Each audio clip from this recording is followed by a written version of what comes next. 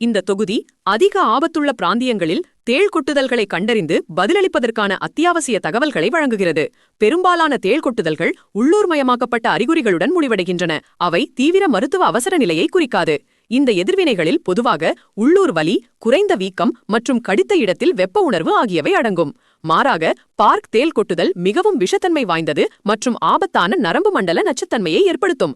ஆரம்ப அறிகுறிகளில் தீவிர வலி, அதைத் தொடர்ந்து கூச்ச உணர்வு அல்லது கொட்டுதலிலிருந்து பரவும் ஒருவித உணர்வின்மை ஆகியவை அடங்கும். பாதிக்கப்படக்கூடிய மக்கள் அசாதாரண தலை அசைவுகள், அதிகப்படியான உமிழ்நீர் உற்பத்தி அல்லது அதிக வியர்வையை வெளிப்படுத்தலாம். கடுமையான சந்தர்ப்பங்களில் தன்னிச்சையான தசை இழுப்புகள் மற்றும் சுவாசிப்பதில் சிரமம் ஆகியவை அடங்கும். இது ஒரு தீவிர மருத்துவ அவசர நிலை ஆகும். சாதாரண கொட்டுதல்களுக்கு காயத்தில் நேரடியாக துணியில் சுற்றப்பட்ட ஐஸ் பேக்கை தடவி வலியை நிர்வகிக்கவும். முறையான அறிகுறிகளுடன் கூடிய கொட்டுதல்களுக்கு உடனடி தொழில்முறை கவனிப்பு மற்றும் சாத்தியமான நரம்பு வழி மருந்து தேவைப்படுகிறது. குறைந்த இருப்பு மற்றும் ஒவ்வாமை ஆபத்துகள் காரணமாக சிறப்பு விஷமுறிவு மருந்து மிகவும் கடுமையான சந்தர்ப்பங்களுக்கு மட்டுமே ஒதுக்கப்பட்டுள்ளது.